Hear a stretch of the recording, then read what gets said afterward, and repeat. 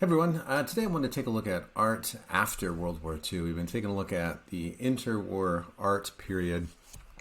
And today I want to take a look at how World War II had changed art, how it influenced how artists perceive the world. One thing to know just about the historical context is that the 20th century was the bloodiest century in human history. 123 million were killed due to war during the 20th century, and 262 million were killed as innocents, people by their own government. Right. So as we think about, right, that's a lot of people that died due to war or due to the government putting them to death. That's a lot to consider, and it's a lot for artists to think about. So as we're thinking about, how do we convey this modern experience? Artists are trying to think, well, do I either just, do escapism and just completely reject all of the horrors and atrocities that are happening? Or do I lean into it and expose it and create awareness and cast a spotlight to it?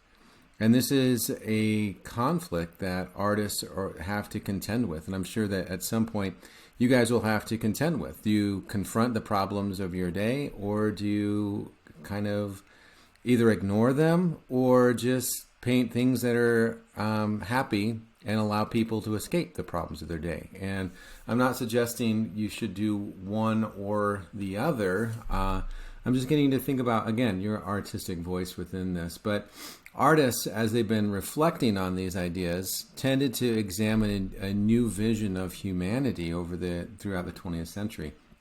Egon Schiele's self-portrait shows humanity to be kind of grotesque, kind of deformed, kind of, not necessarily representing the Adam reaching for God in the Sistine Chapel representation. That humanity seems different. We have different capabilities. The science and technology that we've used hasn't always been for benefiting all humankind, right? In a lot of ways it has.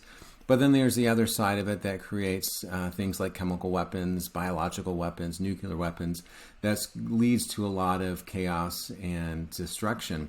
Kathy Kollwitz and her Pensive Woman demonstrates similar to the ideas of Rodin's The Thinker, someone that has her head in her hands, thinking, having this deep inner anxieties that we're confronted with a world of confusion, doubt, and uncertainty, right?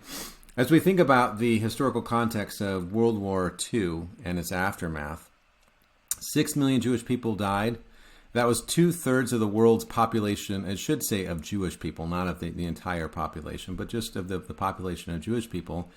About 9 million died altogether.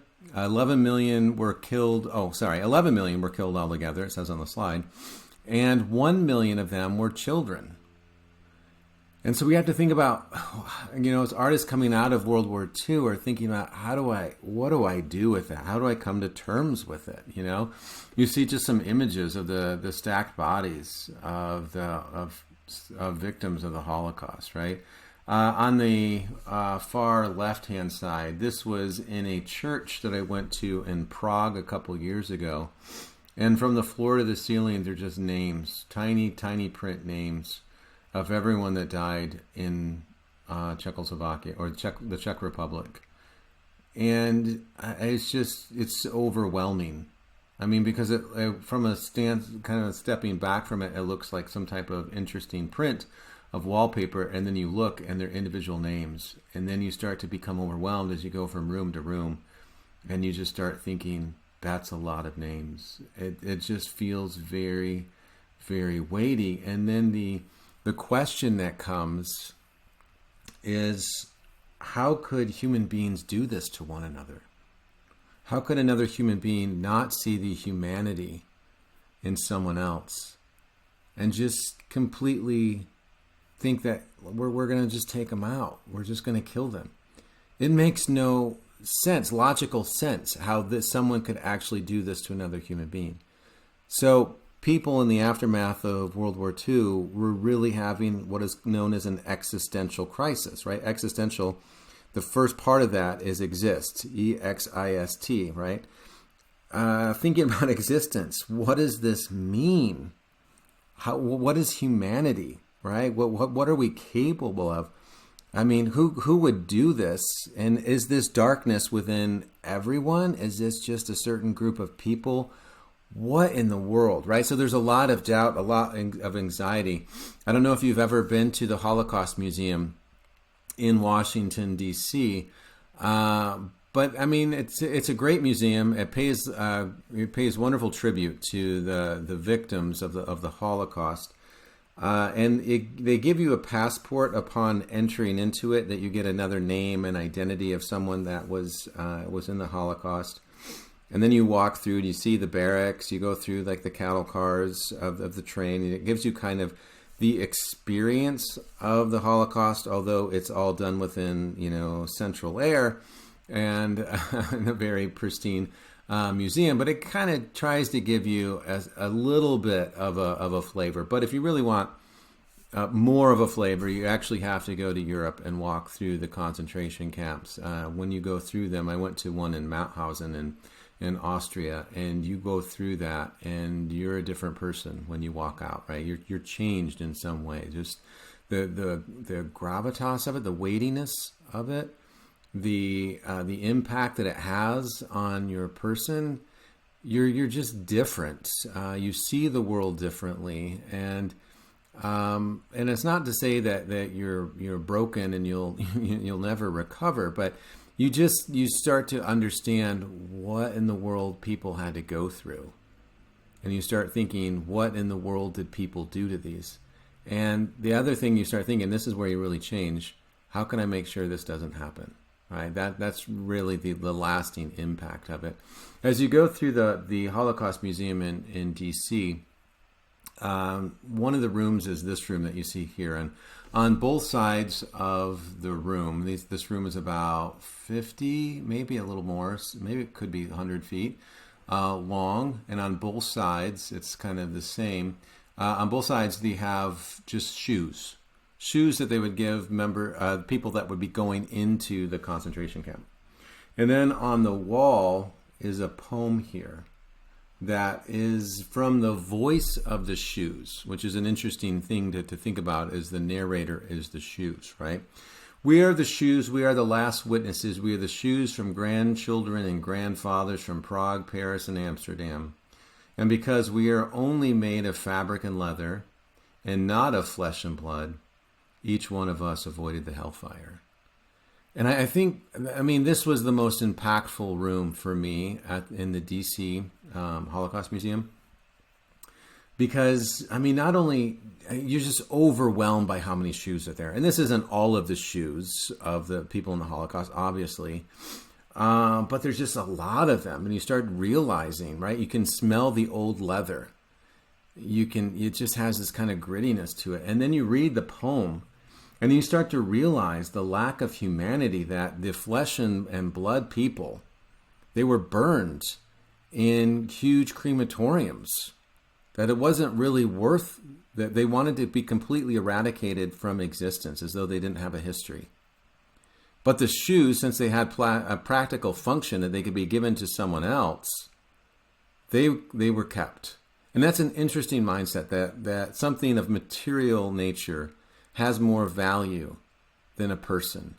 And that gets us to really think about, what kind of environment would this happen in? And how do we make sure that this doesn't happen again? We see anger on the rise, particularly in the post-COVID world. We see confusion and animosity. We see groups that are divided. Sometimes it feels as though we've never been so politically and socially divided.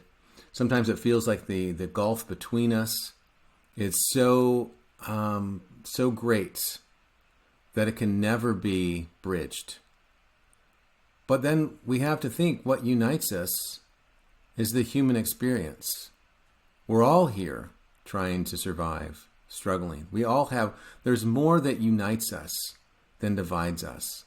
It just depends on what we look at. If we're only looking at what divides us on social media or in the news or some type of ideology that one ascribes to or another, then we'll never bridge that gap. But if we can see each other as human beings, that's when we can start seeing each other and connecting, right? And I think the Holocaust Museum does that. I think going to a Holocaust camp in Europe, and they have a lot of them that are open to tour, it does that. You start thinking, I don't really want to be divided anymore. I want to find what connects us. I don't want something like this to happen ever again. And the sad thing is, it feels like something like this is on the horizon, right? We see definitely with Russia trying to eradicate Ukraine, right? We see this with Hamas trying to, entering into to Israel and all of the conflict that's in the Middle East, right? And if we could just focus on what unites us, it seems as though we can find some greater sense of purpose and community, right?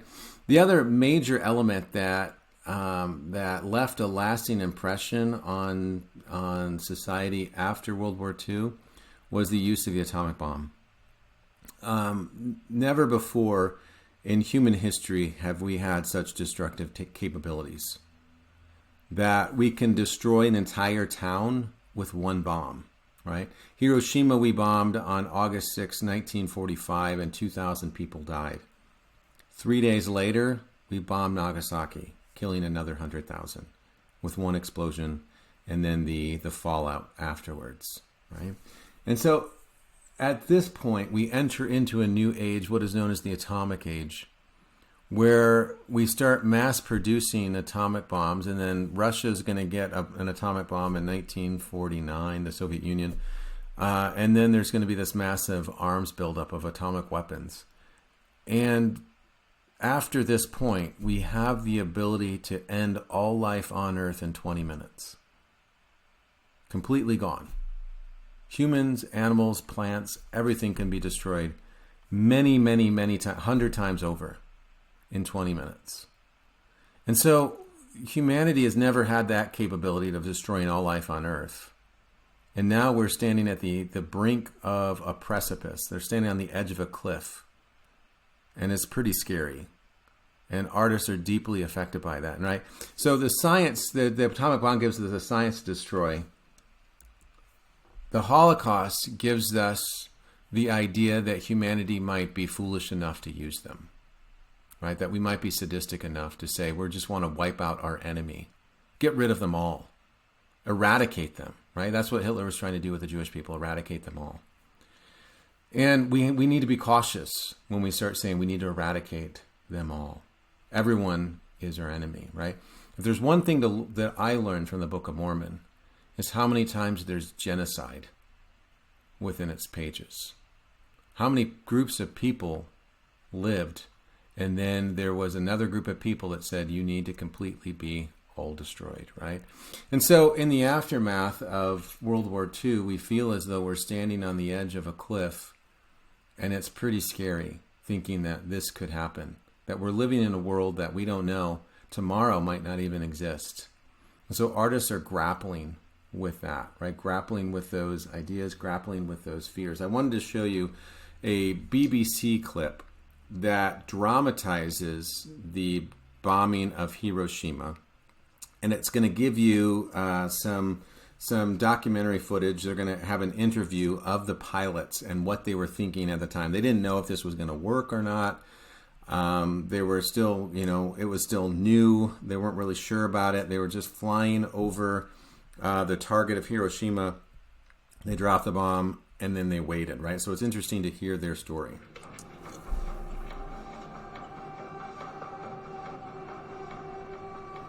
And we were on that bomb run for three and a half minutes. Tom and I are talking.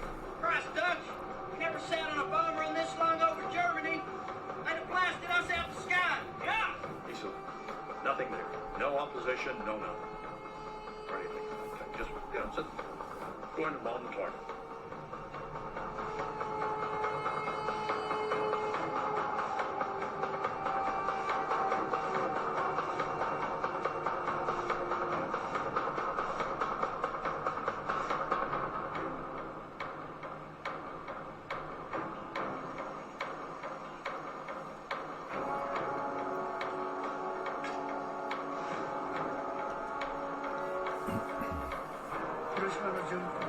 I saw an aircraft like a tiny silver drop entering the sky above Hiroshima. I instantly recognized it as an American plane, as no Japanese aircraft could fly at that altitude at the time. It was just one plane, so I assumed that it was passing by as usual.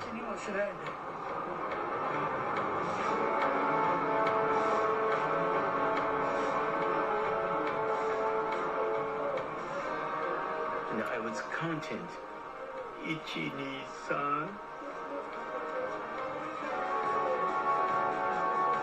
3. I was wiping the desktop. That was when the bomb was dropped.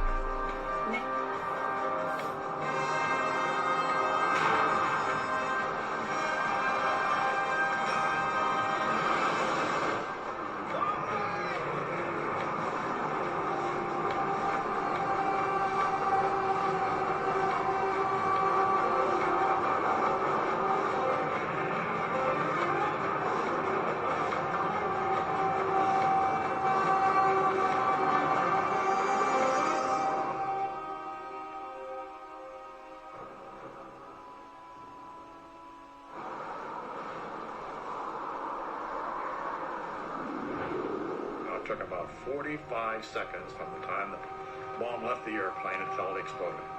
And I think there wasn't a man in the airplane that wasn't either timing it with his watch or counting or doing something. I was sure the bomb was a dud. I was sure it wasn't going to work.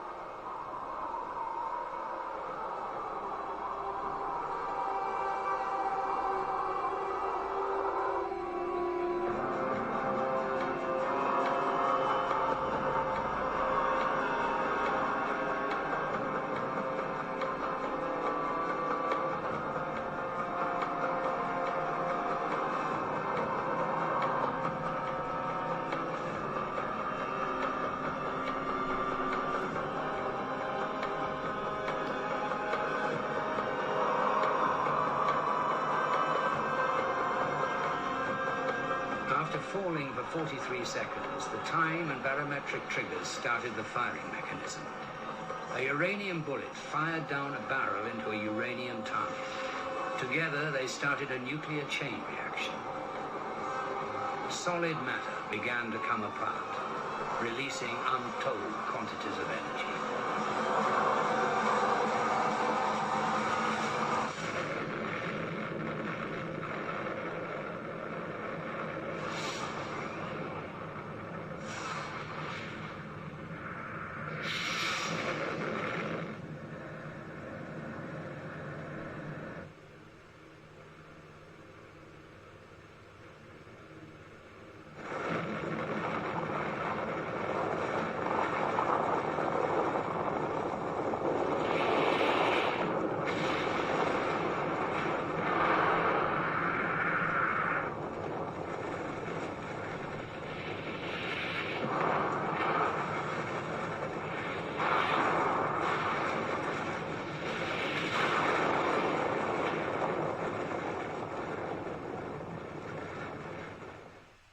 It's pretty horrifying, right?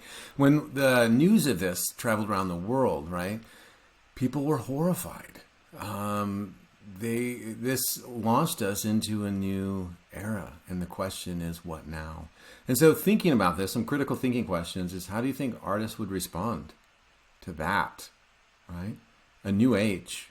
How do we cope with that? Right. So let's take a look at a couple of artists and how they're responding to this new kind of age. And we'll kind of go back a little bit in time with Picasso. And this is kind of an interwar art period, interwar art, but he signals a lot of themes that are happening in World War II, and that are, he captures some ideas that are going to transcend World War II and into this new era, this new age, right? Think about Guernica, right? Just the story of this. We've seen Picasso's Cubism before.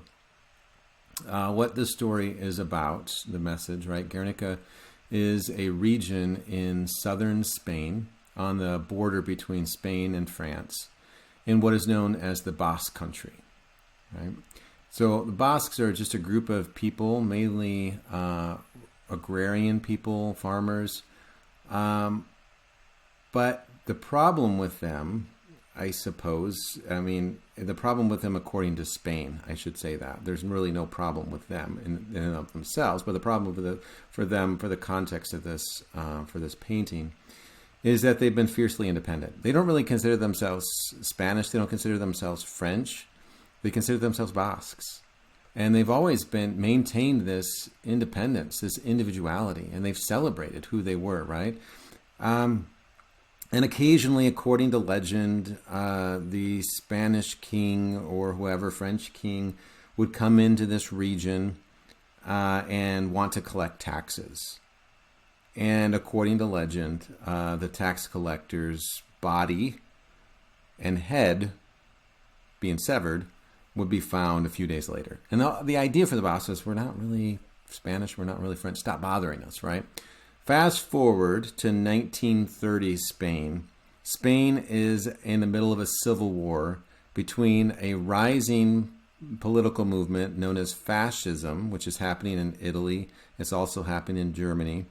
This fascist movement, which is promising to bring order, stability, and war, is this new exciting movement, political movement, that's going to bring about peace and simplicity and all of the ideals that people are searching for in utopias, right? We talked about utopian art. This is a utopian political movement.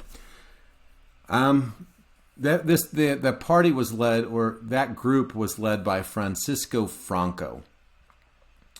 However, much like Hitler as a fascist leader, Francisco Franco only brought death and destruction, as he's seeking to take charge of Spain forcefully. And in order to do that, you need to use excessive force. Now, the problem is, if you're not on his side, you're seen as an enemy that needs to be eradicated. Now, we've heard that argument before when we were taking a look at Germany. So what happens is there's this conflict, the civil war between the Republic, the ones that just kind of the old guard, and this new guard of fascism, and they're battling it out. Now, the other problem with this is the region in northern Spain, the Basque country, that Francisco Franco's like, hey, are you going to join and become fascist and take over Spain? And they're just like, we don't want anything to do with this. This has nothing to do with us. We're neutral. We don't really have a dog in this fight. And so Francisco Franco didn't like that answer. And he says, you're either with me or you're against me. And so he goes to his friend Adolf Hitler in Germany and says, yeah, I have a problem with this group in northern Spain who they won't join me, right? They're for my enemy. And Hitler says, I'll tell you what, I have some new technology, new equipment with my Air Force, some bombs and planes that I want to see if it will work in a wartime setting. Before we actually get to a wartime setting, I just want to see if it will work. I want to test them out. And so Francisco Franco says, wait, why don't you send him down? And so Hitler sends his Luftwaffe, his Air Force, down to Spain, and he bombs the village for 3 hours. Now, the Basques aren't militant.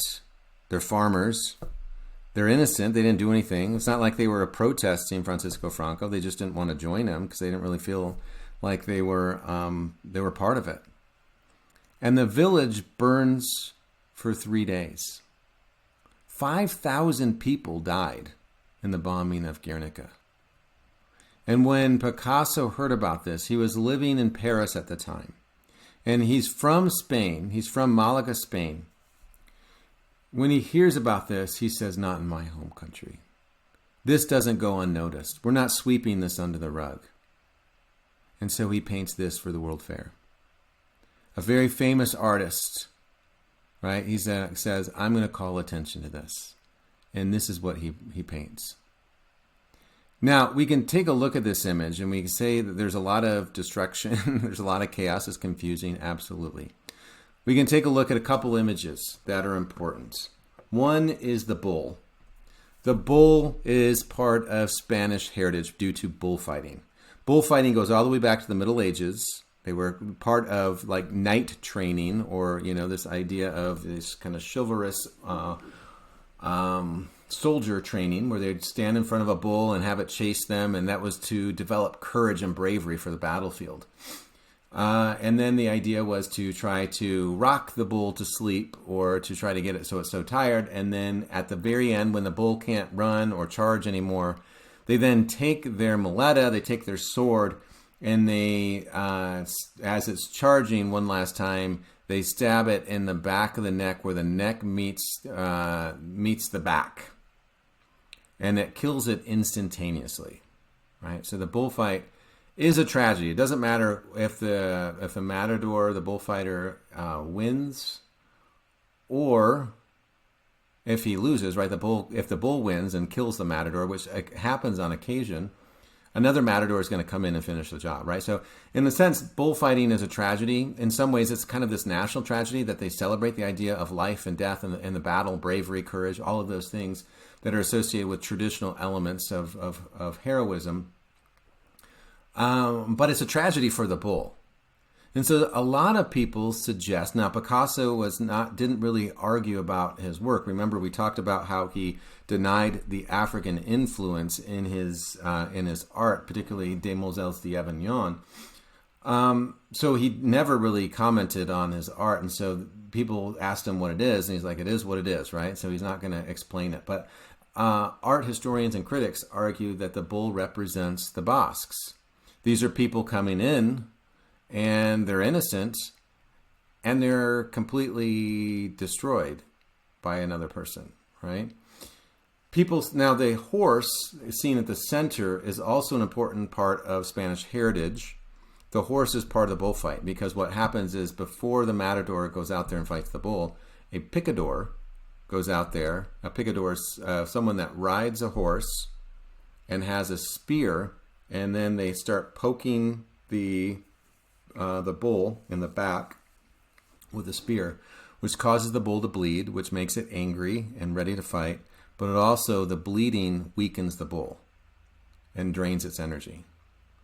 So they're an important part. Often what happens in a bullfight is, while the picador is stabbing the bull with a spear, the bull is ramming the horse with the horns. And a lot of times the horse dies as well. Pretty brutal. It's a brutal sport. It's outlawed everywhere, I think, except for Spain. I think Portugal does some bullfighting, and Mexico does some bullfighting, but I'm not sure that they kill the bull at the end. But in Spain, it's very traditional in that sense. I went to Spain several years ago, and I saw them training the horses, and they actually put blinders on them, and they have to respond to motion and sound commands. Because if a horse sees a bull coming, it's not going towards the bull. So they have to train it blindfolded. So some people suggest that the horse represents the Spanish people, who are part of, right? If you're if you're just passively sitting by on your couch and not really doing anything, and actively resisting fascism, which is taking over, you're part of the problem, right? And so some people suggest that they're part of the problem. They're the Spanish people that didn't really actively fight against Francisco Franco to stop a tragedy like this, right? So that's another interpretation. Some suggest that the up here, this appears to be a light. That could be what is known as the Blitzkrieg. That's German for lightning war. That was Hitler's strategy to bomb everything with this lightning war of the Air Force. And then the infantry, the foot soldiers, have an easier time coming in to take over. Or it could be an eye. Some suggest it looks like an eye, and it could be the eye of the world watching, right? Over here we have this person coming out of a window holding a candle. Some people suggest that's a self-portrait of Picasso shedding light on this, right? And then you have other figures. You have the mother holding her dead child in her arms, screaming out. This is very similar to Michelangelo's Pieta. She could be screaming up at God as a prayer. She could be screaming out at the planes to stop, right? You have this other individual that's trying to run helplessly through the streets. Often what would happen as people are running through the streets, they were shot down by machine gun fire up above with the planes. Then you have this other person trying to, again, this could be a prayer, or it could be screaming to stop, showing hands, showing I'm unarmed, but yet still going to be mercilessly executed, right? In a similar way that we see with the Holocaust, right? The idea of destroying an entire group of people who are innocent, unarmed, but yet still they were seen as enemies, therefore they should be put to death because you're either for me or against me, in a very simplistic world. This kind of movement towards simplicity amid complexity, right? When we're dealing with complexity, often people tend to move towards oversimplification, and sometimes that leads to things like this. You're either with me or against me. And then you have the severed head here, the decapitated head and hand, and then you have the severed arm, and then with the broken sword, which is symbolic of the matador, right? And the broken sword of the muleta. Interesting. This is just to give you a sense of its size. When Picasso did this, he gave it to the United States. It was in the Museum of Modern Art until 1980.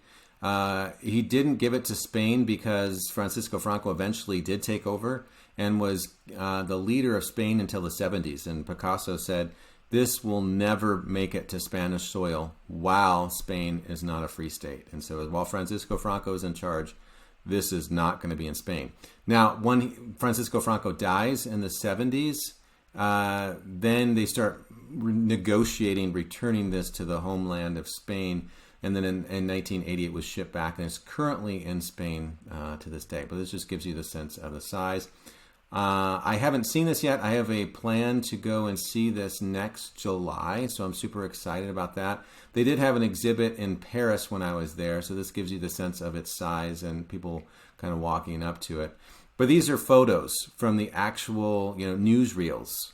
What Picasso would be reading about and being inspired by. It's kind of interesting here, seeing the woman over. It could be her son. I'm not exactly sure the age. It could be, but it's definitely someone that she knows and loves. Similar gestures that we see that he uses with a mother and child in the far left-hand side of Guernica, right? Or the bombed and completely decimated village. Again, I'm trying to demonstrate this as a connection to killing an entire group of people similar to the Holocaust. Although it's different, but the idea of just destroying an entire group of innocent people. And then also the destruction of, the atomic bomb, which, again, it's different. This is on a smaller scale, but a similar kind of theme about humanity and the destructive capabilities. And this is part of the town that's been destroyed, right? And again, these are from the newsreels.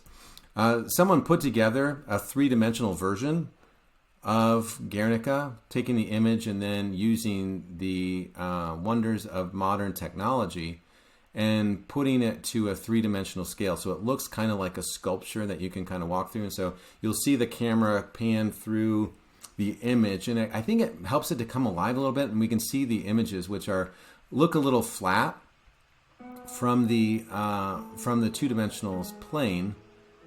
And this helps them to have a little bit more dimensions, to see details a little more. And I think details are important for this particular work, especially since we're not able to go and see it ourselves. This helps us to kind of pull apart the images and be able to digest them, to think about their meaning and their significance.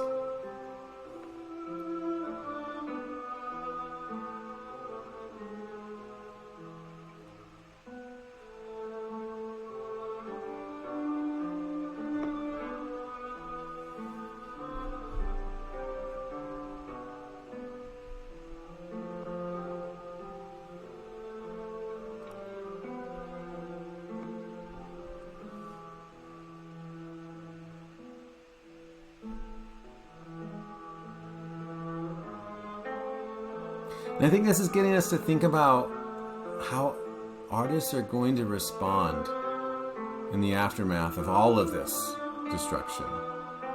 Which again, happened pretty soon after, World War I, right? So World War I ends in 1918. World War II begins in 1939, so 21 years.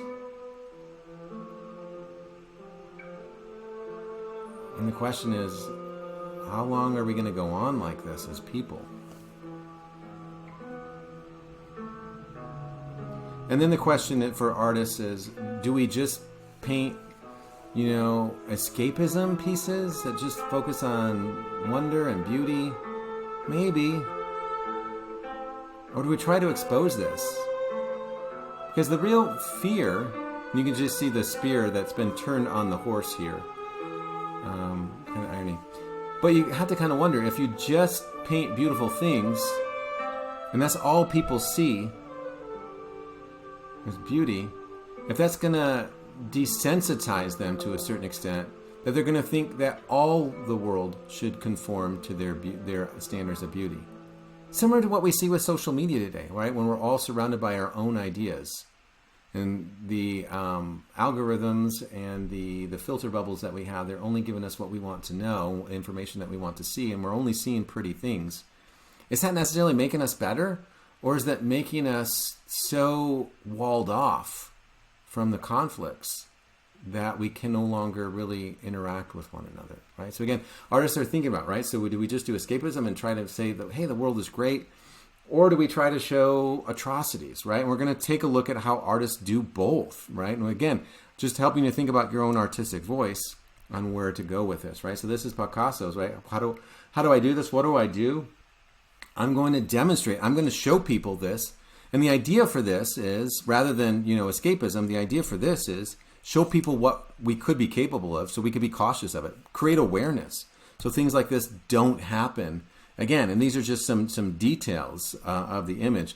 I like to show this. When I went to Paris and I went through the Picasso Museum, and they had a special exhibit on Guernica, which is one of my favorite pieces of the 20th century.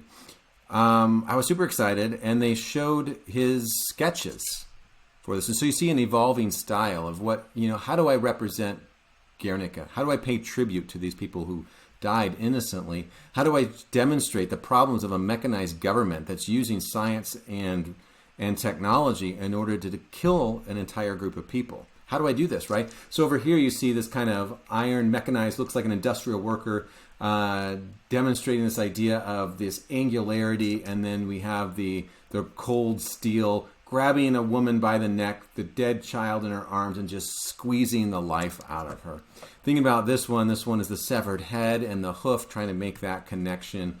This one, he's thinking about the horse, right? The horse calling out, crying out in pain for the problems that it sees. The hand, the detail of the hand that's scratched and scarred by the tragedy. Here's another thought about, how do we represent the horse, the wounded horse as it screams out, right? Could be Spain, as some suggest, the wounded Spain. How do I represent a mother and child, right? So thinking about that. A lot of people think that modern art is just, artists that don't really think about art. They're just throwing ugliness on a canvas. But there's a lot of thought process that goes into this, because if you're not doing representational art, you really have to think about how you're going to structure things so that people still get the message, right? So he's thinking about this. Here we see some similarities. This is kind of a later design. We see this kind of Pegasus flying from the flying from the horse. I think this is hope, right? The horse is bleeding here, but this new life is coming forward to bring something better. We see again the bull over here. We see a soldier or matador that has died with the horse.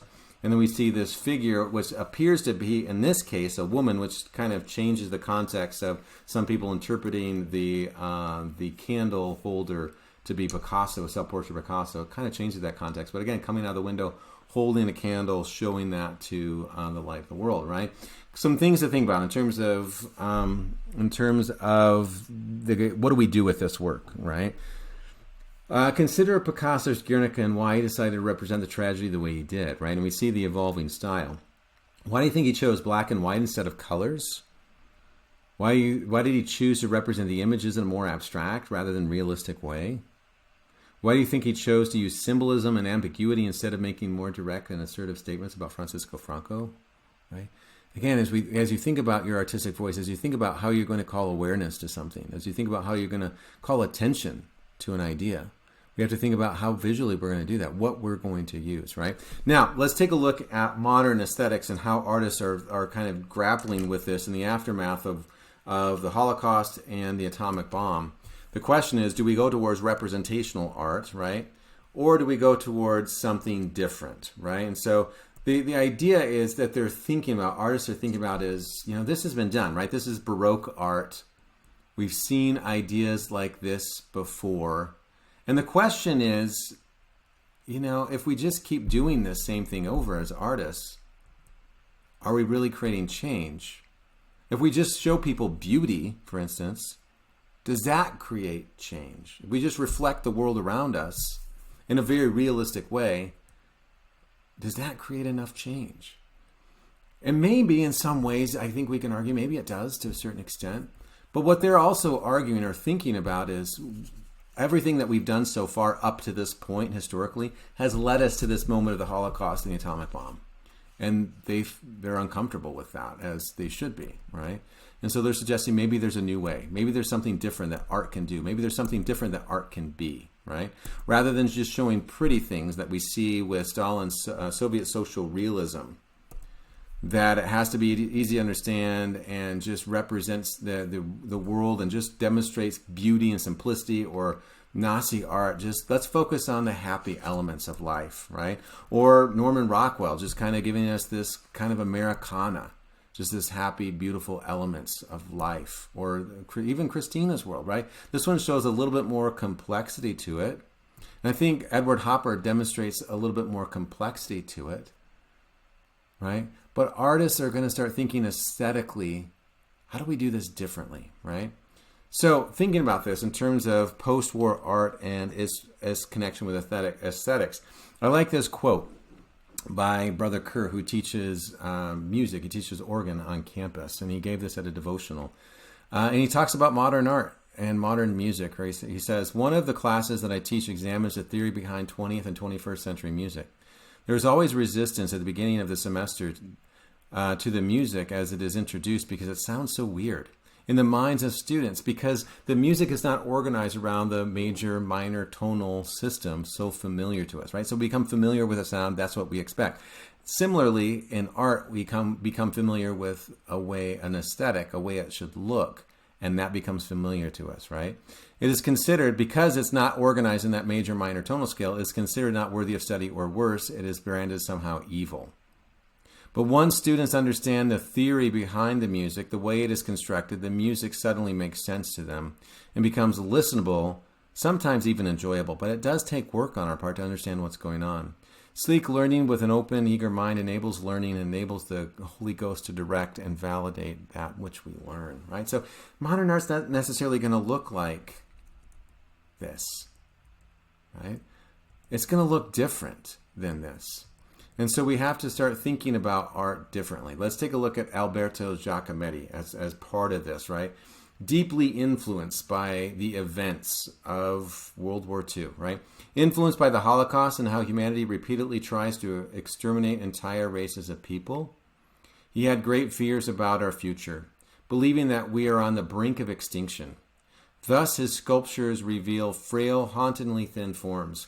His works undertake the postmodern world's challenge with things such as nuclear holocaust, biological and chemical warfare, diseases such as AIDS, Ebola, etc., environmental issues such as global warming and pollution. So the idea, he feels as though humanity is on the brink of extermination or eradication, right?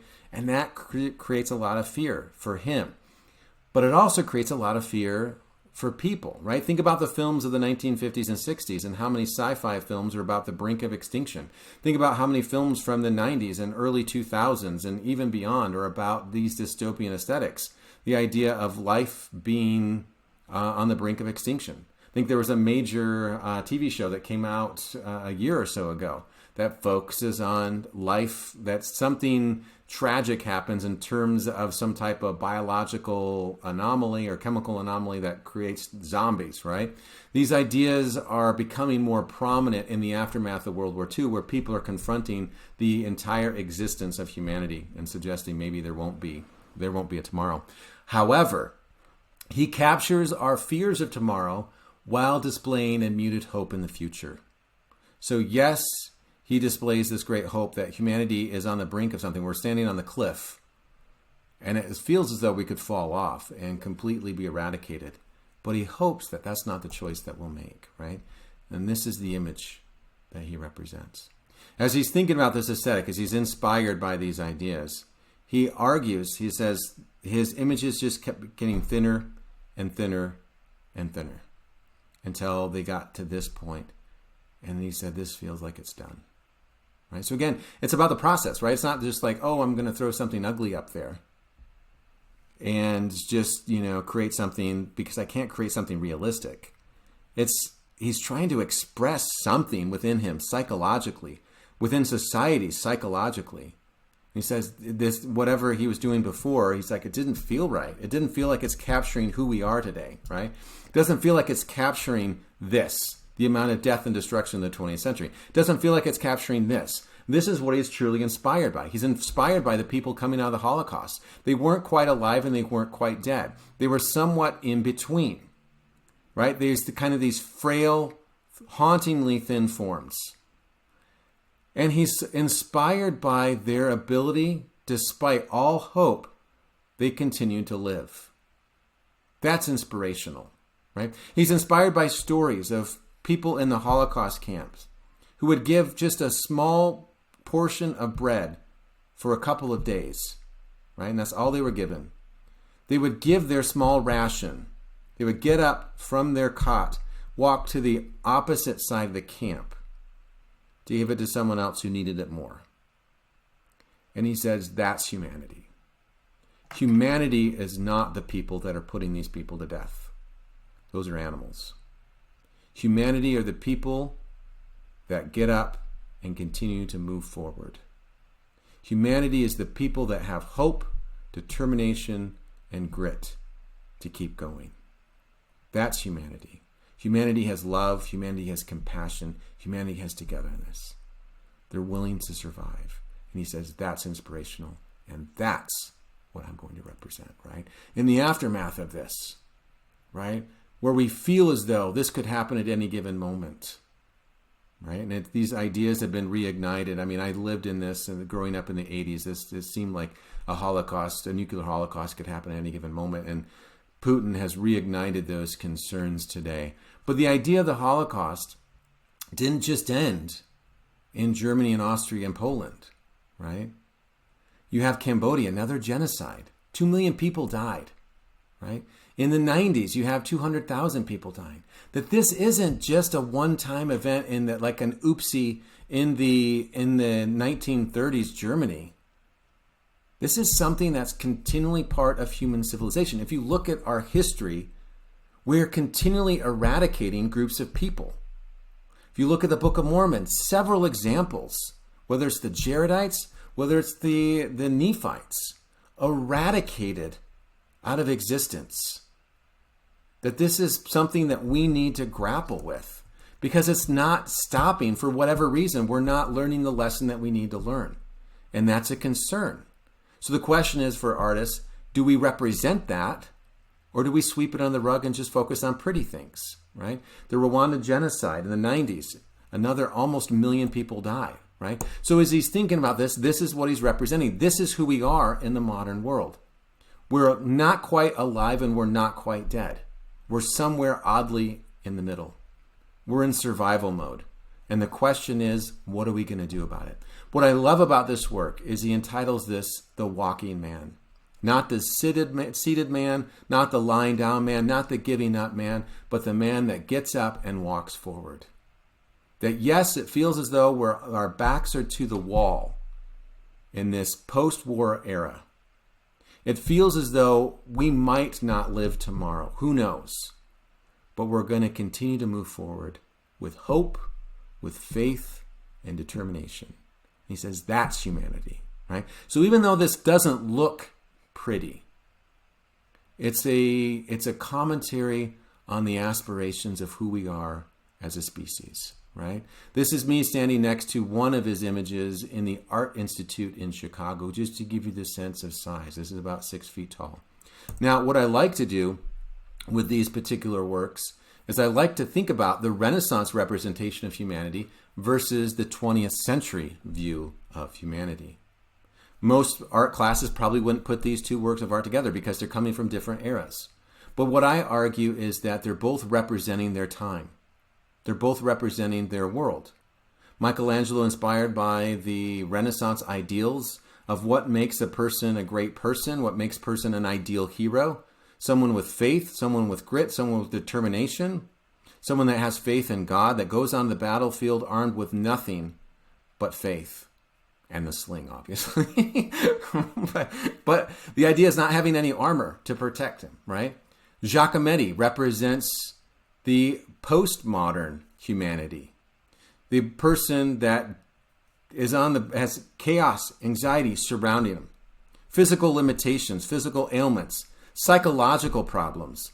The anxieties of the world are upon the shoulders of the walking man. Not necessarily fit, not buff, not going to World's Gym or whatever, but still going forward with courage and bravery. Both of these are representing courage, heroism, bravery. Both of them are representing ideals of beauty. They might not both be pretty, but they're both beautiful in their own right, right? So as you think about this, I want you to think about which work displays more heroic qualities. Is it more heroic what David did? Is it more heroic what the walking man does? And it's not as though you have to say it's all one or all the other. It's all 100% one or it's 100% the other. It could be more kind of like 49-51, right? Wherever on that sliding scale you are. I just want you to think about an argument, right? Which one's more inspirational? Which one's more beautiful? And again, it's not all or nothing. You can kind of think about them a little bit closer than that. One could be 60%, one could be 40%, right? It's just thinking about on the scale, where would you put them and why?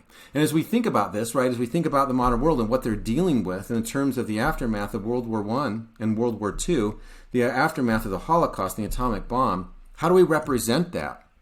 How do we go about life again? How do we try to reorganize this? And again, very similar to what we see with utopias, art is about inspiring people to become better. Giacometti's work here is about inspiring people to become better. I think if a lot of people, if they didn't see this, they didn't know the context of this particular work, they would just say it's ugly and dismiss it. They would just say, this artist didn't know how to create something. This sculptor was just bad, right? But as we start to understand the context of it, we start to understand the meaning, what inspired him, we start to realize, no, this is an actual specific choice.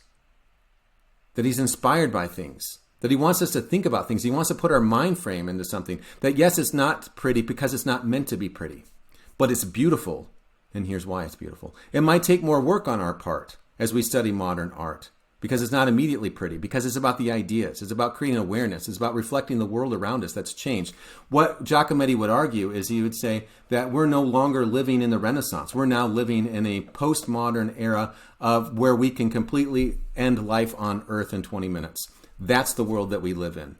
This is what reflects that. This is a great reflection of the Renaissance. It's a great reflection of the ideals and hopes of what humanity can be. But this is where we are. And this is what we need to think about. And the question is, what are we going to do about it, right? Some thoughts to think about in terms of how we approach post-war art. So we'll leave off here and we'll take a look at abstract expressionism next time.